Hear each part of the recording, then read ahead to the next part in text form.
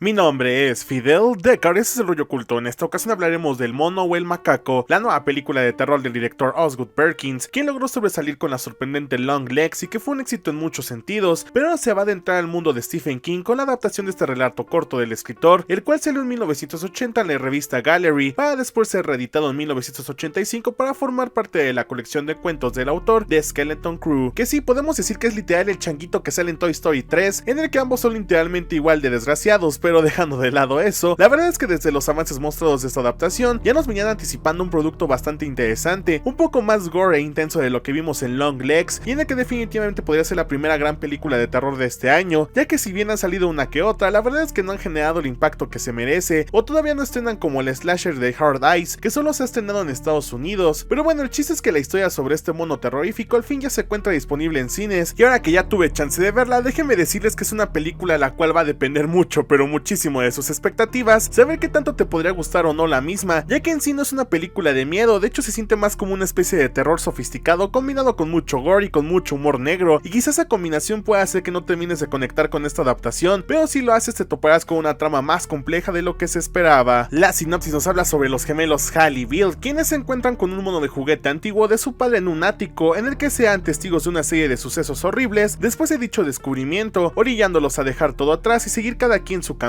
Pero cuando vuelven los eventos terroríficos y brutales, los gemelos tendrán que reencontrarse forzosamente para poder destruir a este mono de juguete de una vez por todas y detener su ola de locura y caos consigo. Banda, como bien sabemos, hemos tenido una infinidad de adaptaciones de novelas y obras del Esteban Rey. Algunos han sido muy chidas, como las de It con el payaso Pennywise, y otras no tanto, en donde se nota que quieren explotar más la visión del escritor en el cine que otra cosa. Y ahora con el mono de Osgood Perkins, creo que tienen una combinación ganadora para crear una experiencia de terror bastante chida, con una historia que tal vez no es tan conocida en la audiencia general, pero para fans de la literatura de terror definitivamente ya sabían de su existencia, y creo que podríamos estar ante una adaptación que para algunos les será muy indiferente, e incluso crean que fue una oportunidad un poco desaprovechada para armar algo bastante genial y creepy, mientras que otros dirán que es una muy buena película que sabe hablar sobre varios temas relacionados a los miedos y traumas internos, en el que obviamente van a relacionar mucho con la franquicia de Destino Final. Incluso si les gusta mucho esa saga, les va a encantar el mono, se los aseguro. Pero bueno, al menos para mí creo que me la pasé bien, pero definitivamente esperaba algo más contundente, no al nivel de Longlegs, que para mí fue una de mis favoritas del año pasado, pero sí algo que pudiera salir mejor desarrollado para terminar de entender el mensaje que intenta contar y literal ser una de las mejores adaptaciones de una obra de Stephen King al cine. Para empezar, la historia de la película, como bien les mencioné, es donde tuve muchos sentimientos encontrados, pues creo que la misma va agarrando buen ritmo cuando se enfocan en la historia de los gemelos cuando son jóvenes, y como que se pierde un poco cuando los vemos ya como adultos, en el que la misma juega además con lo que significa este macaco en general, y no hubiera sido mal que pudieran profundizar un poco más en sus orígenes y en esos aspectos que nos hagan sentir todavía más temor por este juguete. En general es más como un pretexto para que la historia se enfoque más en hablarnos de otros temas como el trauma generacional que heredamos de otros parientes, en el que repetimos patrones que no nos benefician en nada y solo nos reflejan el dolor que no sabemos aceptar y controlar, o también nos habla del significado de cuando la vida termina, en el que no podemos controlar el hecho de que un momento para otro podemos ya no estar presentes, donde tenemos una que otra situación que intenta darle profundidad a este hecho, pero que se queda un poco corto en cuanto a hacernos sentir algo, al igual que el resto de cosas que intenta desarrollar la película, así que en general tenemos una trama que se puede sentir muy de terror elevado, pero que para poder hacer que todo sea más contundente y sea algo más que solo el caos que genera un mico tamborilero de juguete. Esto provoca que el ritmo de la película sea un poco desigual, o en otras palabras un poco lento, en especial si tú esperas que en todo momento se hagan jumpscares o situaciones que te hagan saltar de tu asiento, que sí, creo que la misma se beneficia más cuando exploran más el tema del género del gore. Es ahí donde la película se siente más dinámica y en el que logran sacarle más provecho al humor negro que hay alrededor para hacerla también más entretenida, aunque eso sí, creo que neta pudieron aprovechar más estos géneros para hacer algo todavía más arriesgado. Literal, la trama se presta para aventurarse todavía más, y aunque en lo personal agradezco que no se tentaran en el tema del gore porque hizo ver más brutal el poder del macaco, en general si esperaba algo más, al final sentí que le hizo falta algo más intenso para poder salir satisfecho del todo con la misma, en general porque como bien sabemos, Osgood Perkins es un director que juega mucho con que las audiencias saquen sus conclusiones de la película, y es ambiguo en muchos aspectos que hacen que sus historias no sean del agrado de todos, y no está mal, solo que sí se le pasó un poco la mano en dejar al aire muchas cosas que pudieron haberle beneficiado mucho. No es que sea malo lo que presenta, solo se siente que se queda a medio camino de su máximo potencial. Del lado del reparto, la verdad es que aquí me llegó a sorprender, solo que sí hay actuaciones que definitivamente no son aprovechadas al 100%, pero bueno, primero vámonos de lleno sobre la labor de Theo James de interpretar a unos gemelos, que no sé ustedes, pero quitándote White Lotus, como que no me agradaba mucho su trabajo como actor, pero en el mono la neta es que se rifa bastante y me agradó lo que consigue al interpretar esta dualidad que hay entre los hermanos Hal y Bill, en donde está muy marcada las personalidades de ambos, y Theo James logra hacer un trabajo más que decente cuando tiene que encarnar ambas posturas, en el que siento que le saca más provecho a todo lo relacionado con Hal que con Bill. Ya verán ustedes por qué lo digo, para que no digan que es un spoiler, pero bueno, el chiste es que me agradó mucho lo que consiguió el protagonista adulto y el joven, que también hay que destacarlo, aunque no puedo decir lo mismo del resto, que la neta se me hacen muy desaprovechados, empezando con Tatiana Maslany, que tiene un personaje bastante interesante que se siente muy limitado. No conocemos más de ella a pesar de una par de escenas que nos hacen ver su personalidad, pero en definitiva la película se pudo beneficiar más de hacer que el foco de la historia se centre un poco en ella, ni hablar de Colin O'Brien, que no conocemos más de él, o de actores como Elijah Wood, que si dicen un diálogo ya es mucho literal, así que pudieron explotar más las capacidades de su elenco y de los personajes que interpretan. Por parte de la fotografía, sinceramente fue una de las cosas que más me gustaron, pues aquí sí logran ser más propositivos, en especial a la hora de retratar todo el aura que trae consigo el mono, en el que combinan de buena forma cómo es su método para hacer que el caos empiece a brotar a su alrededor, junto a las escenas donde vemos cómo las personas se convierten en víctimas de sus intenciones, generan que sí sientas cosas turbias con ver al mono en varios momentos, además de que aquí es donde notamos más cuál es el estilo visual del director, ya que si viste Longlegs te darás cuenta que hay muchas secuencias que se sienten como un homenaje o similares a lo que vimos en dicha película, además de que también es interesante cómo en el aspecto visual logran jugar más con los géneros que se usan para desarrollar la historia, donde las secuencias de gore literal te pueden dejar boquiabierto porque llegan a ser un poco perturbadoras, aunque eso sí, nada fuera de lo que ya hemos visto en otros largometrajes, así que en general la fotografía está muy bien lograda, es lo suficientemente propositiva para que te mantenga más atento con lo que hará el Miko en sus siguientes actos, y la neta está muy rifado lo que logran con ello. También hay que destacar el diseño de producción de la película, ya que la forma en que ambientaron todo con los saltos de tiempo que tiene la historia hacen que se mantenga la atmósfera como si fuera una película ochentosa la que estamos viendo. En general todo se siente muy vintage y le sacan provecho a todo el feeling frío y oscuro que tiene la trama en general, sin dejar de lado que quizá pudieron haber hecho que los gemelos tuvieran diferencias más marcadas entre ellos para poder resaltar sus personalidades aún más, que sí las hay, pero pudieron ser todavía más si nos ponemos exigentes. Lo que sí es muy chido es el diseño del mono, neta lograron que me diera más miedo este tipo de juguetes, y literal si veo uno en la calle o en algún lado me alejaré lo más que pueda, ya que se ve muy tétrico en la película y sí te da ciertos escalofríos. He combinado con cómo hacen relucir los momentos de gore con las formas ingeniosas tipo destino final que usan para hacer ver la maldad de este juguete, generan que estos detalles sean bien ejecutados y son el elemento perfecto para ver aún más la brutalidad de los hechos. Tampoco hay que dejar de lado la música de la película, en el que vemos una vez más que logran usarla de buena forma para hacer que todo el aura del mono sea aún más escalofriante. De verdad nada más empezaba a sonar ese tono tipo de circo, ya me quería hacer salir de la sala, lo cual está muy cool porque es lo que tenían que hacer, aprovechar cada elemento posible para hacer notar más la maldad de este juguete peculiar, en el que también logran generar algunos sonidos que definitivamente se sienten más de terror y suena un poquito más para generar uno que otro jumpscare que hay en la película, así como ciertas acciones que solo nos hacen sentir más la brutalidad de los acontecimientos que ocurren en la trama, que sí te hacen brincar un poco, sin dejar de lado que la música en general es bien aprovechada para poder terminar de darle ese toque de vibras oscuras a la historia, así que en general también todo lo que tiene que ver con el diseño sonoro y la música de la película es bien trabajado y sirve como buen complemento para todo lo que vemos en pantalla. En conclusión, El mono de Osgood Perkins es una película que va a depender mucho, pero definitivamente mucho de tus expectativas, vas a saber qué tan buena o no te puede parecer, ya que si buscas puros jumpscares o una película de terror en su totalidad, pues la neta no es la mejor opción, pero si eres fan del terror elevado y te gustó Longlegs, que fue la anterior película del director, definitivamente te va a gustar, ya que si bien la historia se queda a medio camino de su máximo potencial, la verdad es que toca temas bastante interesantes como el significado que le damos a que la vida puede terminar de un momento para otro y cómo dejamos que nos afecte de diferentes maneras, sobre los traumas que heredamos de nuestros familiares que reflejan las condiciones en las que vivimos, entre otros que pueden hacer que la película sea un poco más profunda, pero que pudieron ser mejor desarrollados para que incluso el elenco pudiera sobresalir más, aunque eso sí, todo lo que tiene que ver con el macaco desde sus aspectos y todo el caos que desata consigo son lo suficientemente perturbadoras para poder hacerte mantener interesado con lo que pasará en la historia, además de que te dejará boquiabierto en ciertas ocasiones con lo que provoca su paso, en el que logra jugar de buena manera con el gore y el humor ácido que tiene la trama, así que por eso para mí la calificación de la película es de 7 de 10, me agradó mucho porque soy fan del gore y tiene secuencias bastante brutales, pero en general creo que tenían más por explorar para poder crear una de las mejores adaptaciones de alguna obra del Esteban Rey en el cine hasta la fecha. Deja en los comentarios qué te pareció la película si ya la viste, tu opinión es importante para mí y hace que este espacio sea más abierto y diverso para todo tipo de perspectivas. Solo recuerda no ofender a los demás, así como decirme cuál es tu adaptación favorita al cine o televisión de Stephen King. Las mías son definitivamente las películas de It, ambas versiones me encantan y me han generado traumas con los payasos de por vida. Gracias por ver el video, no olvides suscribirte, activar la la campanita, darle like al video y compartir con tus amistades y familiares. Hace crecer este espacio como mis ganas de que este 2025 sea un gran año para las películas de terror. El Mono es la primera buena película de dicho género a pesar de sus errores y esperemos no sea la única. Acá te dejo las redes sociales del canal donde también hablo de cine y series. Gracias por tu apoyo y preferencia. Mi nombre es Fidel Deckard y esto fue El Rollo Oculto con la reseña de El Mono. Nos vemos la próxima.